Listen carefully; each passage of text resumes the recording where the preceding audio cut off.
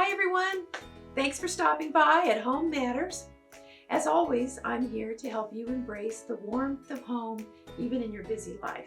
And today, I'm going to show you how to easily and relatively quickly come up with some beautiful decorated sugar cookies. And who doesn't love sugar cookies? For this video, I've done Christmas cookies, but as you can see, there's a cookie cutter for every occasion. If you've got an event, there's a cookie cutter for it. Here you can see that I'm using several designs, but if you want to save even more time, just choose one, like snowflakes or candy canes or turkeys or whatever. So let's make our icing. Now a lot of people make royal icing, or as I call it, royal pain icing. Mine's going to be a lot easier and a lot quicker. Instead of spending several minutes whipping that up with a beater and a mixer and making a big mess, we're going to take a couple of cups of powdered sugar, about 3 or 4 tablespoons of water, and just start mixing. You'll see the consistency that you need here. You want to get the lumps and bumps all out of it until you have a consistency about like this. Once you have that, we're going to put 1 teaspoon of light Karo syrup in it, and that's what's going to give it that beautiful shine of royal icing without all the mess and time and trouble. We'll just stir that in and be ready to go.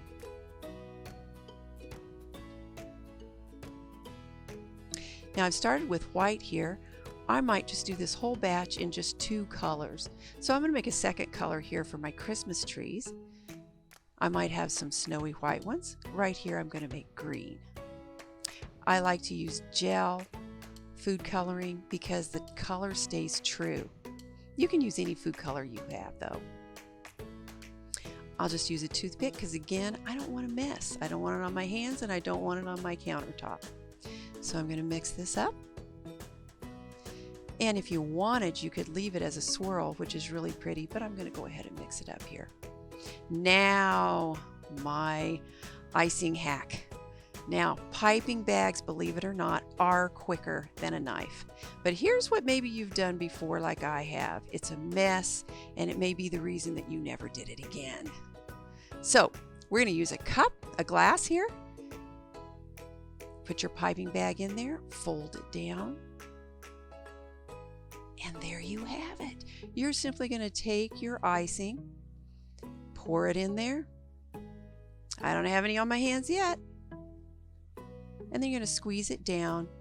We want to secure it at the top with a little clothespin. I've got a little one there, or you can just use a regular clothespin. You don't want that coming back up in your hand. So now we're just going to cut a small tip off. And then we're ready to pipe just like the Food Network. So here we go. You're going to do your border first, because we want that to set up just a little bit so it won't drip off the edges. And then we're going to flood the inside. But you don't have to worry about doing every single bit, because when you get about this much, then take off the pressure. Don't squirt any more out, and just use the tip to blend it all together, and it'll just flood together and be a beautiful shiny frosting. If you want to, you can go ahead and put some sprinkles on top. You could leave it with, without. You could do a whole batch of white and green. All right, I love snowflakes. Again, we can do them all white if we want to. Here I'm going to do white.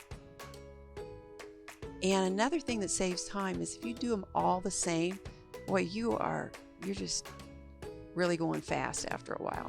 Again, flood the inside, take the pressure off, and just use the tip to blend it together. And it's fun. It's so fun to watch it come together. So much easier than a knife and so much prettier. Again, you could leave it white or you could put some sprinkles on it. You notice I don't have a lot of different decorations. That's too time consuming. Try another candy cane. And after that has set for just a little bit, you don't want to do it wet on wet because it's going to bleed if you do. So let it set a little bit and then put your stripes on. So we have several designs here, but once again, you could do something very simple just like this one. And some people don't like that much icing, so you want to keep that in mind too. Well, there you have it, a batch of beautifully decorated sugar cookies. So why be that person who brings another batch of chocolate chip cookies when you could be that person who brings a plate of beautifully decorated sugar cookies? Enjoy!